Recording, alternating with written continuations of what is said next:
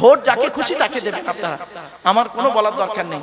তবে একটা অনুরোধ রইল আপনাদের কাছে, ভোটকে কেন্দ্র করে মাসুম মাসুম বাচ্চাদেরকে এতিম করবেন না, মেয়েদেরকে বিধবা করবেন না, বাপ হারা সন্তান করবেন না। আপনি যাকে মারলেন, মেরে ফেললেন ভোটের কারণে, ভোটকে কেন্দ্র করে একজনকে মার্ডার করলেন, মার্ডার করার পরে ওই ব্যক্তির বাড়ির পরের দিন তার বাড়ির পেছনে গিয়ে দাঁড়াবেন, তার বাচ্চাগুলোর বাপ হারা কান্না, তার স্ত্রীর স্বামী হারা কান্না, তার পিতামাতার সন্তান হারা কান্না আপনার বুক ফাটিয়ে দেবে। এজন্য অনুরোধ করে বলে যাচ্ছি, মিলেমিশে থাকুন, মানুষের উপকার করতে না পারলে ক্ষতি করতে যাবেন না, একে অপরের ভালোবাসুন, সুস্থ থাকুন, মানুষকে ভালোবাসুন, হিন্দু মুসলিম কাঁধে কাঁধ মিলিয়ে চলুন, একে অপরের বিপদে ঝাঁপিয়ে পড়ুন। আপনাদের এখানে ভোট কবে?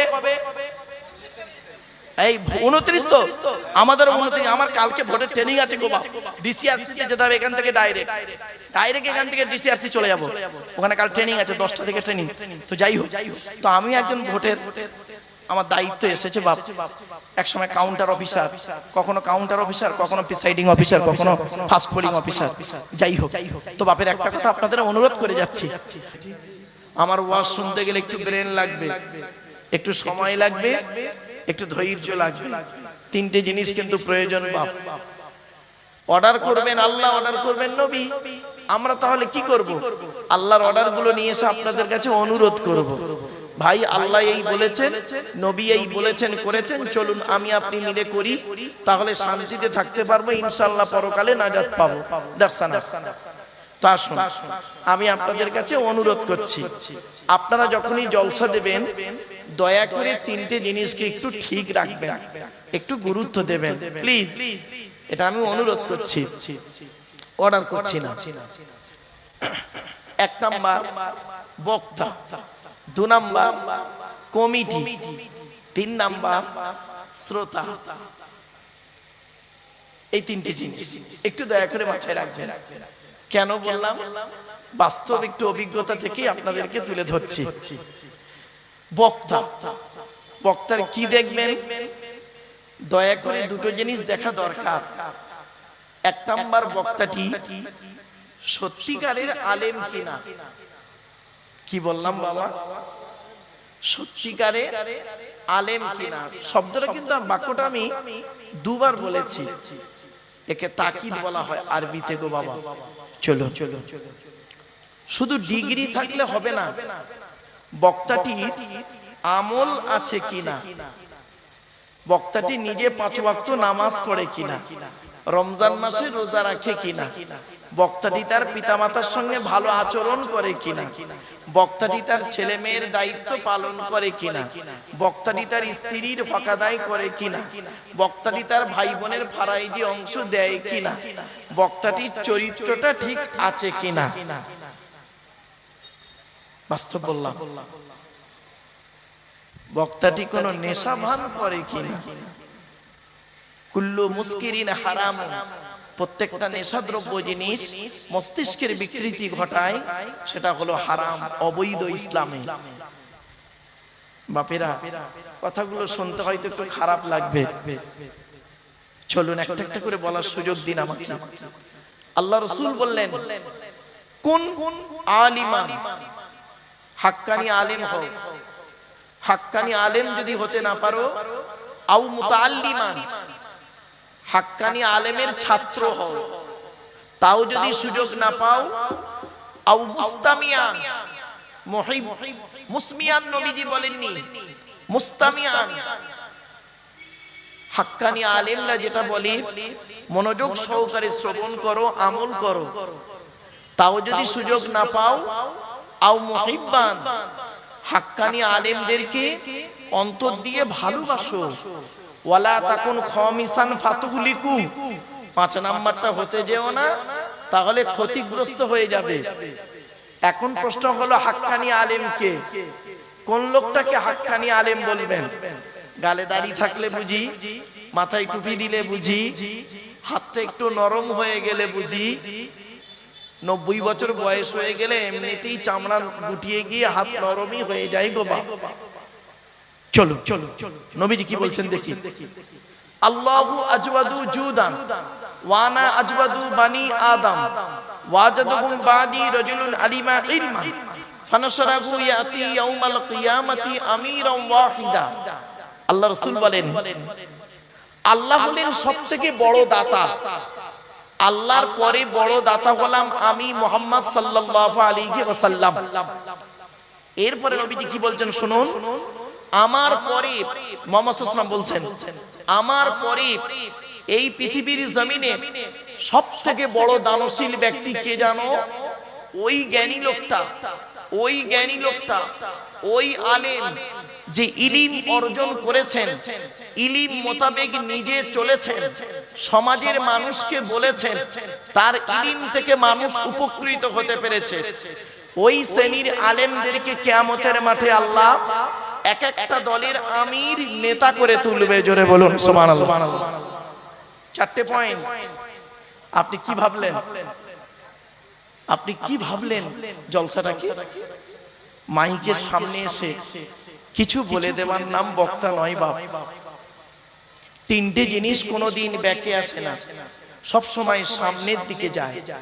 এক নাম্বার, ধনুক থেকে তীরটা বের হয়ে গেলে ওই তীরটা আর কোনোদিন ব্যাকে আসে না। দুই নাম্বার, দেহ থেকে আত্মাটা বের হয়ে গেলে ওটা আর পৃথিবীতে রিটার্ন দেওয়া হয় না। তিন number, it is very very important, জবান থেকে কথা বের হয়ে গেলে ওটা আর কোনোদিন ব্যাকে আসে না। আমার বাপেরা, 1 ঘন্টা লেকচার দিতে গেলে, 1 ঘন্টা লেকচার ওয়াজ করতে গেলে 3 ঘন্টা কিতাব পড়তে হবে বাপ। 1 ঘন্টা লেকচার দিতে গেলে 3 ঘন্টা স্টাডি করতে হবে, মুতালিয়া করতে হবে। ছোট্ট একটা উদাহরণ দিই। প্রাইমারি স্কুলের টিচার ক্লাস 1 এ গিয়ে একটা ক্লাস করেন 40 মিনিট, মাসের শেষে তার স্যালারি বা মাইনে হলো 40,000 টাকা। ক্যালকাটা ইউনিভার্সিটির একজন লেকচারার এমএ সেকেন্ড ইয়ারে গিয়ে একটা ক্লাস করেন 40 মিনিট, মাসের শেষে তার স্যালারি বা মাইনে হলো 1.5 লক্ষ টাকা। এত ডিফারেন্স কেন? মনে রাখবেন, সব জায়গাতে যদি পরিশ্রম করলে সফলতা আসতো, বনের রাজা গাধাই হতো। কারণ গাধা 16 ঘন্টা ঘুমায়, সিংহ গাধা 16 ঘন্টা খাটে আর সিংহ 16 ঘন্টা ঘুমায়। একটু মাথায় রাখুন, এই কথাগুলো মাথায় রাখলে তবে আমার বক্তব্য একটু ব্রেনে আসবে বাপ। প্লিজ আমি আপনাদেরকে অনুরোধ করছি, নবীজির একটি হাদিসকে সামনে রেখে, হাদিসটা কোথায় পাবেন আপনি? জলসাকে জলসার মতো করে করুন। আমি আপনাদের অনুরোধ করছি, ভারতবর্ষ, নেপাল, বাংলাদেশে 1994 সাল থেকে 2026 বিগত 32টা বছর কেটে গেল। আমি যেখানেই যাই একটু অনুরোধ করে মানুষকে বলি, চেষ্টা করি। আমি আপনাদেরকে অনুরোধ করছি, একটা হাদিস দিয়ে, একটা কোরআন দিয়ে, এই দুটো জিনিস, এই দুটো জিনিসের মাধ্যমে আমি বুঝে নেব আজকের হঠাৎগঞ্জের মানুষ আমার এই কথাটা কতটা গ্রহণ করলো, নবীর কথাটা আর আল্লাহর কথাটা। চলুন আগে নবীর কথাটা বলি, পরে আল্লাহর কথাটা বলছি। চলুন। হযরত নবী করিম সাল্লাল্লাহু আলাইহি সাল্লামের একজন সাহাবী ছিলেন আব্দুল্লাহ ইবনে মাসউদ রাদিয়াল্লাহু তাআলা আনহু।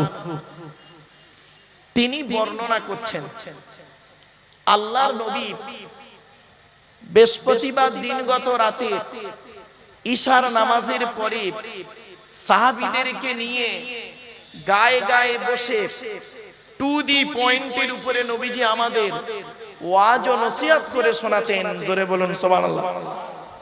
তাহলে ওয়াজের উত্তম রাত কোনটা? যা বলুন, দিনটা কবে? দিনটা বৃহস্পতিবার দিনগত রাত। সময়টা কখন? এশাবাদ। নবীজি কাদেরকে নিয়ে ওয়াজ করতেন? সাহাবীদেরকে। নবী এখন নেই, সাহাবীরাও নেই, আছে কারা? নায়েবে নবী, আল উলামা ওয়ারাসাতুল আম্বিয়া, হাক্কানি আলেমরা হলো নবীদের উত্তরাধিকারী ওয়ারিস। সাহাবীরা কেউ নেই এখন, আছে কারা? সাহাবীদের উত্তরাধিকারী খাঁটি মুমিনরা। এবার আসছি, সাহাবীরা কিভাবে বসতেন? বলুন বলুন। গায়ে গায়ে মিলে মিলে বসতেন। আপনারা কিভাবে বসেছেন, দয়া করে আপনাদের অনুরোধ করছি একটু আগিয়ে আগিয়ে আসবেন। গায়ে গায়ে বসার জন্য অন্তত নবী একটা হাদিসকে আপনারা মানুন প্লিজ। আমি আপনাদের বলতে খারাপ লাগছে, আমার বাবার যোগ্য মানুষেরা, পিতার যোগ্য মানুষেরা বসে আছেন। আমি বাবাজিদের কাছে আমি অনুরোধ করছি, আমার বাপেরা একটু আগিয়ে আগিয়ে আসুন। আল্লাহুম্মা সাল্লি আলা সাইয়্যিদিনা মাওলানা মুহাম্মদ ওয়া আলা আলি সাইয়্যিদিনা মাওলানা মুহাম্মদ। এসো তোমরা ইসলামী, এসো তোমরা ইসলামী, হবে যে উজালা মক্কা মদিনা নবী কামলিওয়ালা। আল্লাহুম্মা, পড়ুন পড়ুন বাপেরা, জোরে জোরে পড়ুন বাপ।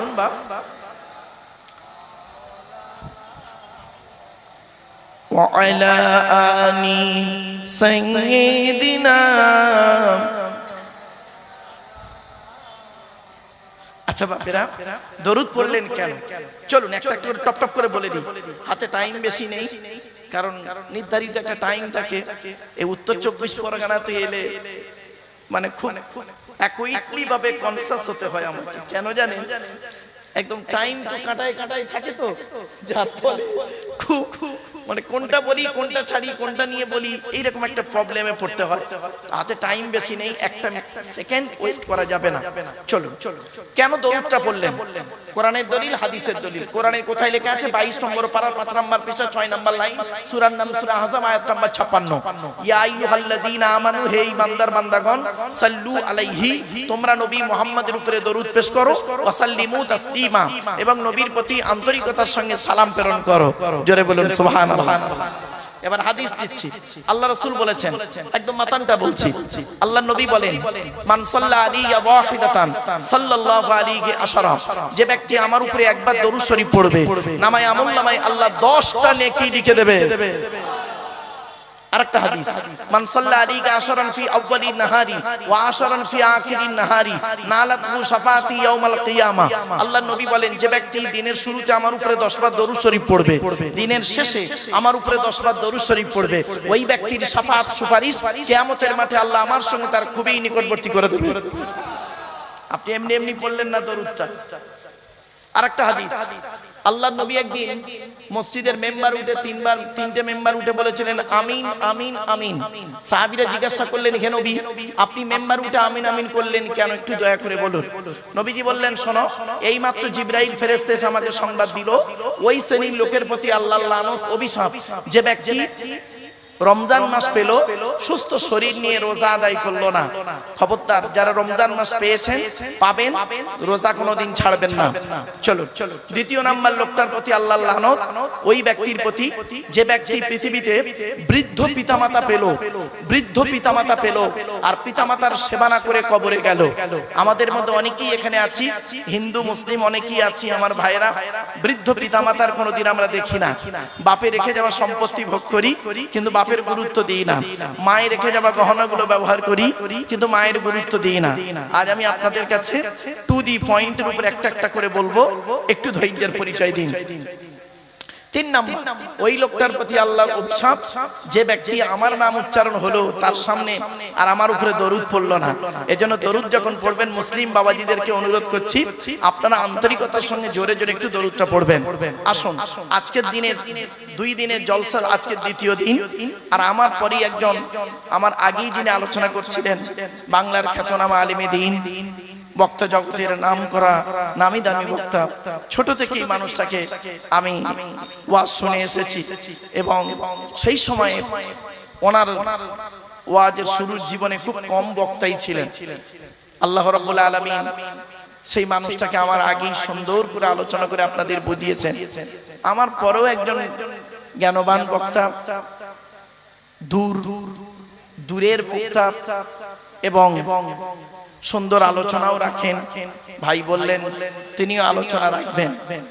আর এই জলসার যিনি দেখাশোনাই করেন আমার বন্ধুবর্গ হাফেজ মাওলানা আলহাজ তরিকুল ইসলাম সাহেব, তিনিও স্বনামধন্য আলেমে দ্বীন, একজন নামকরা বক্তা। মঞ্চে উপবিষ্ট যিনি আছেন আমার ডান দিকেই বসে আছেন, যোগ্য আলেম, যোগ্য মানুষ, সৎ মানুষ, আল্লাহওয়ালা মানুষ, একজন শিক্ষক মানুষ, রিটায়ার্ড পারসন। তো এই জন্য আরো অনেক উলামা হযরতরা আছেন, সামনে উপবিষ্ট বসে আছেন। সকলকে আমি মোবারকবাদ জানিয়ে একটি কথা আপনাদেরকে বলছি, আজকের জলসা শেষ হবে তো নাকি? বলুন না। আমার পরবর্তী বক্তা তিনি শেষ দোয়া করবেন, তাই তো নাকি? আচ্ছা বলুন তো দেখি, এই দোয়াটা আল্লাহর দরবারে কবুল হবে কি হবে না বুঝবেন কিভাবে? বলুন, মারাত্মক প্রশ্ন করলাম। আজকের এই জলসাটা আল্লাহর দরবারে কবুল হবে কি করে বুঝবেন? একটা হাদিস আপনাদেরকে বলি, শুনলে চমকে যাবেন। আল্লাহর নবী বলেন, ইন্নাদ দুআ মাওকুফুম বাইনাস সামাই ওয়াল আরদি লা ইয়াসআদু মিনহু শাইউন হাত্তা তুসাল্লি আলা নবিকা। আল্লাহর নবী বলেন, নিশ্চয়ই দোয়া অবস্থান করে আসমান আর জমিনের মাঝখানে, কোন জিনিস ওই দোয়াকে উপরেও নিয়ে যেতে পারে না, নিচেও নামাতেও পারে না, হাত্তা তুসাল্লি আলা নবিকা, যতক্ষণ পর্যন্ত তোমরা নবীর উপরে দরুদ পাঠ না করে দোয়া চাও। এই জন্য নবীর উপরে দরুদ পড়ে দোয়া চাইলে ওই দোয়া আল্লাহর দরবারে কবুল হয়ে যায়।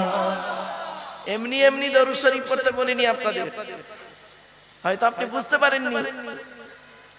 চলুন এবার আসছি কোরআনের দলিলটা দিই। কোরআনের কোথায় লেখা আছে? 28 নম্বর পারা বা খণ্ডে। আমার অমুসলমান ভাইরা পারা শব্দটা বুঝবে না, পারা শব্দটা আমার সনাতন ধর্মের ভাইরা বুঝবে না, তাই আমি খণ্ড শব্দটা ব্যবহার করলাম।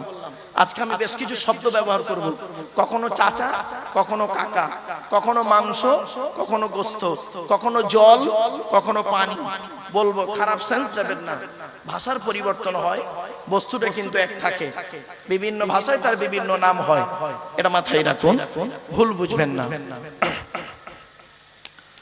তো 28 নম্বর পারা বা খণ্ডের 2 নম্বর পৃষ্ঠাতে 13 নম্বর লাইনে সূরার নাম সূরা মুজাদালার 11 নম্বর বাক্য বা আয়াতে বলা হয়েছে, ইয়া আইয়ুহাল্লাযীনা আমানু, হে বিশ্বাসীগণ, ইযা কিলা লাকুম তাফাসসাহু ফিল মাজালিসি ফাফসাহু ইয়াফসাহিল্লাহু লাকুম ওয়া ইযা কিলা আনশুযু ফানশুযু ইয়ারফাইল্লাহু লাকুম।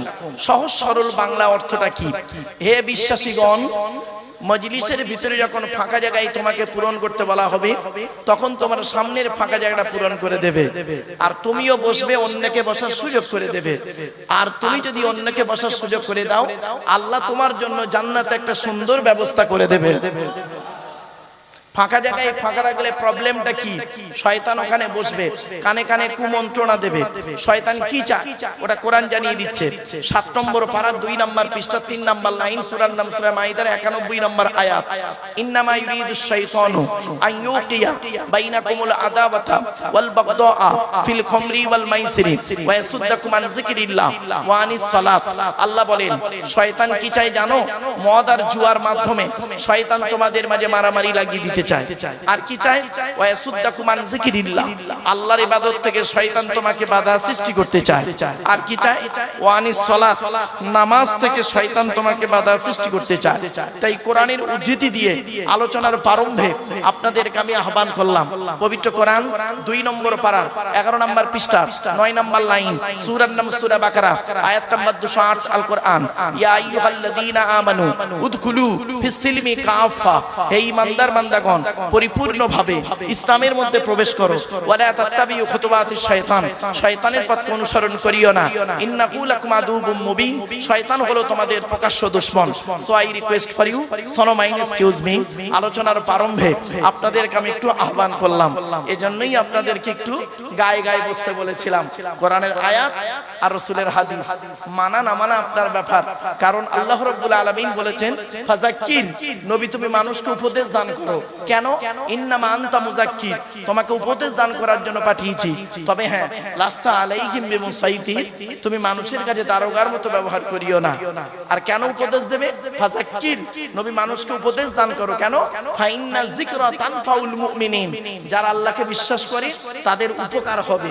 তাই এজন্য আপনাদেরকে কোরআনের উদ্ধৃতি দিয়ে অনুরোধটুকু করলাম।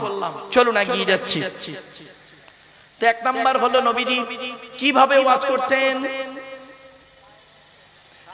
সাহাবীরা গায়ে গায়ে বসতেন, নবীজি ওয়াজটা কিভাবে করতেন, টু দি পয়েন্টের উপরে নবীজি ওয়াজ করতেন। শুনে নিন বাপেরা, জলসাকে জলসার মতো করে করুন, দেখবেন খুব সুন্দর হবে। টু দি পয়েন্টের উপরে নবীজি ওয়াজ করতেন। এটা হালাল, এটাকে গ্রহণ করো, এটা হারাম, এটাকে বর্জন করো। এটাই হলো নবীজির ওয়াজ। এই কোরআনে আছে, একটা একটা করে পরিচয় দিচ্ছি। এই কোরআনে আছে 250 রকমের হারাম। কত কত কত 250 রকমের হারাম আয়াত আছে, 250 রকমের হালাল আয়াত আছে এই কোরআনে। আপনি কটা হারাম হালাল জানেন? মদ খাওয়া, সুদ খাওয়া, ঘুষ খাওয়া, বিয়ের পণ্য বা নারী নির্যাতন করা, জমির আল চুরি করা, হুক মেরে কারেন্ট নেওয়া, আজ জানি। 250 রকমের হারাম আছে এই কোরআনে, আর 250 রকমের হালাল আছে। প্লিজ একটু ধৈর্যের পরিচয় দিন বাপেরা, একটা একটা করে কিছু আজকে আলোচনা রাখবো। এবারে আসছি, বক্তা গেল, বলেছিলাম না তিনটে জিনিস, বক্তা, কমিটি আর কি শ্রোতা। তো বক্তা গেল, এবারে আসছে কমিটি। জলসা কমিটি আলাদা, মসজিদ কমিটি আলাদা। আমাকে ভুল বুঝবেন না কেউ। জলসা কমিটি হতে গেলে কমসে কম আমি আপনাদেরকে অনুরোধ করে গেলাম, 3টে গুণ থাকা দরকার। কটা কটা জোরে বলুন, 3টে গুণ থাকা দরকার। শুধু জলসা কমিটি থাকবে না, বক্তা, শ্রোতা, কমিটি, তিনজনেরই থাকতে হবে 3টে গুণ কমসে কম। বক্তা, শ্রোতা, কমিটি। চলুন, 3টে গুণ কি? 1 নাম্বার, সৎ হতে হবে। কি বললাম? আচ্ছা, সৎ কোন লোকটাকে বলে বলুন তো দেখি। আমাদের ধারণা সৎ হলো যে লোকটার গালে দাড়ি, মাথায় টুপি, বড় পাঞ্জাবি, 5 ওয়াক্ত নামাজ পড়ে, মাঝে মাঝে ওমরায় যায়, আর বছরে একবার করে হজ করে, প্রচুর টাকা দান খয়রাত করে, ওই লোকটাই সৎ। না, চলো, আল্লাহর নবী মুহাম্মদ সাল্লাল্লাহু আলাইহি সাল্লাম একদিন বললেন, সাহাবীদেরকে বলছেন, তোমরা আমাকে দুটো জিনিসের গ্যারান্টি দাও। পেছন থেকে একজন ব্যক্তি বলেছিলেন, হে নবী, আমরা যদি আপনাকে দুটো জিনিসের গ্যারান্টি দিই, বিনিময়ে আমরা কিছুর গ্যারান্টি পাবো? নবীজি বললেন, হ্যাঁ, তোমরা যদি আমাকে দুটো জিনিসের গ্যারান্টি দাও, আমি তোমাদের জান্নাতের গ্যারান্টি দিয়ে দেবো। একজন সাহাবী বললেন, বলুন বলুন দুটো জিনিস কি? জীবনে তো অনেক কিছু দিয়েছি, আর দুটো জিনিস চান তো বলুন। তো নবীজি বললেন, 1 নাম্বার হলো, প্লিজ অ্যাটেনশন। 1 নাম্বার নবীজি বললেন, জিভটা বের করে বলেছিলেন, এই জিভের গ্যারান্টি দাও। 2 ঠোঁটের মাঝখানে জিভের গ্যারান্টি দাও। হারাম খাবার খাওয়া থেকে জিভটাকে ঠিক করো, বাজে ভাষা বলা থেকে জিভটাকে ঠিক করো, পরনিন্দা পরচর্চা করা থেকে জিভটাকে ঠিক করো। 1 নাম্বার। এবার প্রত্যেকের দলিল আছে, কোরআন এবং হাদিসের দলিল। দাঁড়ান, একটু ধৈর্যের পরিচয় দিন। তখন সাহাবীরা সব চুপ, সকলে পুরো চুপ। সর্বনাশ, এ তো মারাত্মক গ্যারান্টি। জীবনে কি খেয়েছি না খেয়েছি কোনো গ্যারান্টি দিতে পারবো না। কার সঙ্গে কি বলতে কি বলে ফেলেছি তাও পর্যন্ত জানি না, আর কত পরনিন্দা পরচর্চা করেছি তাও ঠিক মতো জানি না। সাহাবীরা পুরো চুপ। পেছন থেকে একজন সাহাবী বললেন, হে নবী, দ্বিতীয় জিনিসটা কি? নবী বললেন, 2 রানের বীজখানে এই লজ্জাস্থানের গ্যারান্টি দাও। 2 ঠোঁটের মাঝখানে, 2 রানের বীজখানে, এই দুটো জিনিসের গ্যারান্টি তোমরা আমাকে দাও, আমি তোমাদের জান্নাতের গ্যারান্টি দিয়ে দেবো। যান, এবার বাড়ি চলে যান আপনারা। কেউ যদি বাড়ি যেতে চান যেতে পারেন, আমার ওয়াজ শেষ। বাড়িতে গিয়ে দেখবেন, হয় চাচার নিচে খারাপ, আর নয় চাচার উপর খারাপ। এই জন্যই নবীজি বলেছিলেন, the messenger of Allah, peace be upon him, said, the best among you those with good manner. নবী বলেন, তোমাদের মধ্যে উত্তম ব্যক্তি ওই লোকটা যার ক্যারেক্টার, চরিত্র ভালো, ওই লোকটাই হলো উত্তম ব্যক্তি। একজন উকিল, ব্যারিস্টার, মাস্টার, ডাক্তার, মোল্লা, মৌলভী সাহেব, পীর সাহেব, দরবেশ সাহেব, আমির সাহেব, মুফতি সাহেবের যদি চরিত্র খারাপ হয়, আর একজন টোটোওয়ালার চরিত্র যদি ভালো হয়, টোটোওয়ালাটাই হলো আল্লাহর কাছে প্রিয় ব্যক্তি। Many loss is something loss, health loss is nothing loss, but character loss is everything loss. মানুষের যদি টাকা চলে যায়, ইনকাম করলে টাকাটা আবার ফিরে আসবে। মানুষের যদি শরীর চলে যায়, ভালো মন্দ খেলে শরীরটাও ফিরে আসবে। কিন্তু বন্ধু, মানুষের যদি চরিত্র চলে যায়, চরিত্র কিন্তু আর ফিরে আসবে না। এই জন্যই নবীজি বলেছিলেন, দুই ঠোঁটের মাঝখানে, দুই রানের বীজখানে। জ্ঞানী গুণী বুদ্ধিজীবী মানুষ দয়া করে বাড়িতে গিয়ে ভাববেন, হিন্দু মুসলিম সমন্বয়ে বলে গেলাম। এরপরে আসছি, জলসা কমিটি হতে গেলে হালাল খাবার ভক্ষণ করতে হবে। শুধু কমিটি নয়, বক্তা, শ্রোতা, কমিটি তিনজনকে হালাল খাবার খেতে হবে, বৈধ খাবার। আচ্ছা, আপনাদের মনে হচ্ছে না, আমার সনাতন ধর্মের ভাইয়েরা যারা বক্তব্য শুনছেন, তারা মনে মনে ভাবছেন, আমরা কেন হালাল খাবো? আমরা যা খুশি তাই খেতে পারি। কোরআনে তো মুসলমানদের হালাল খেতে বলেছে। এটা ভুল কথা, শুনে নিন, এটা ভুল কথা, শুনে নিন। কোরআনে, এই টোটাল কোরআনে 3 শ্রেণীর লোককে আল্লাহ হালাল খেতে বলেছেন। কয় শ্রেণীর লোক? 3 শ্রেণীর লোক।